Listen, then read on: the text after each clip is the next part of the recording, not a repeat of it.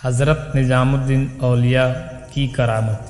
हज़रत निज़ामुद्दीन औलिया रहमतुल्लाह अलैह इस्लाम के एक महान सूफ़ी संत थे जिन्हें पूरे हिंदुस्तान में उनकी आध्यात्मिकता, करामत और इश्क़ इलाही के कारण बहुत मान्यता प्राप्त है। उनका असली नाम मोहम्मद बिन अहमद बिन अली था, लेकिन वह महबूब इलाही के नाम से मशहूर हुए। उनके दिल में अल्लाह की मोहब्बत और इंसानों के लिए रहम और करम था। वह 14वीं सदी के सबसे बड़े सूफी संतों में गिने जाते हैं और चिश्ती सिलसिले के बहुत प्रमुख मुर्शिदों में से एक हैं।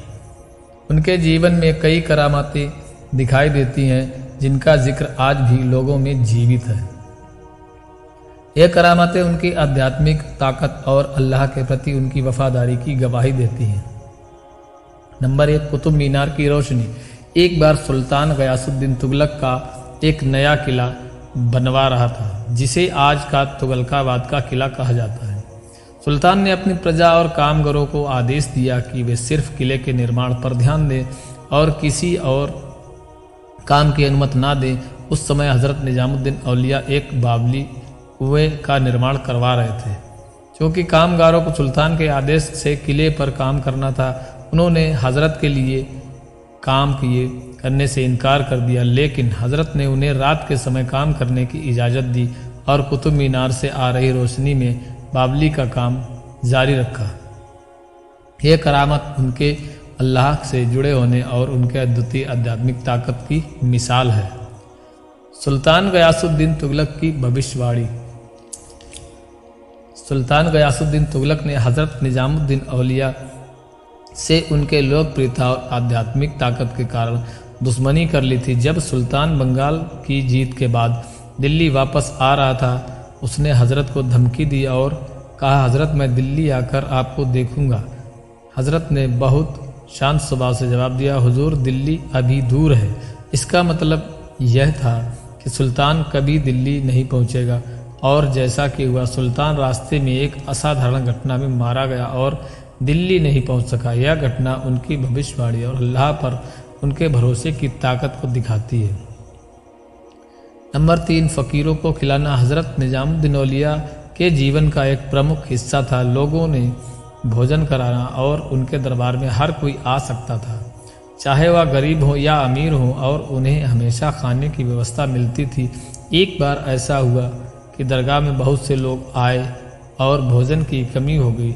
उनके खलीफा और शागिर्द हज़रत अमीर खुसरो रहमतुल्लाह अलैह ने कहा कि भोजन पर्याप्त नहीं है। हज़रत ने मुस्कुराते हुए कहा, तुम खाना बांटते जाओ, अल्लाह की रहमत से ये कभी ख़त्म नहीं होगा। और वाकई खाने की तादाद बढ़ती गई और सभी लोगों ने पेट भर खाना खाया। यह करामत उनकी दानशीलता और अल्लाह की बारगाह में उनकी ऊंची स्थिति को दर्शाती है। नंबर 4, दिलों को बदलना। हज़रत निज़ामुद्दीन औलिया के पास आने वाले लोग अक्सर जीवन में महत्वपूर्ण बदलाव पाते थे। उनके पास बैठने से ही लोगों के दिल में रूह और नूर आता था।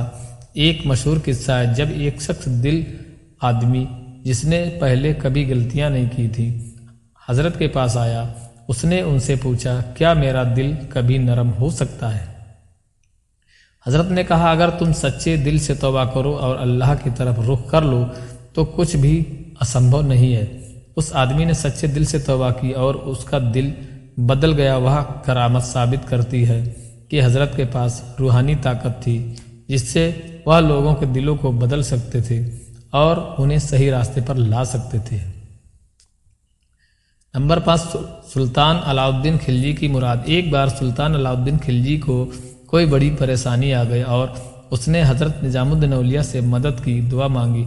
हज़रत ने अपनी जगह एक शागिर्द को भेजा और कहा, तुम वहाँ जाओ, अल्लाह से दुआ करो, मदद आएगी। वह शागिर्द वहाँ पहुँचा और दुआ की तो अल्लाह की मदद से सुल्तान की परेशानी हल हो गई। यह करामत इस बात का सबूत है कि हज़रत की दुआओं में कितनी ताकत थी और वह कितने गरीब थे अल्लाह की रहमत से। नंबर 6, अमीर खुसरो और हज़रत का प्यार। हज़रत निज़ामुद्दीन औलिया और अमीर खुसरो के बीच बहुत गहरा रूहानी रिश्ता था।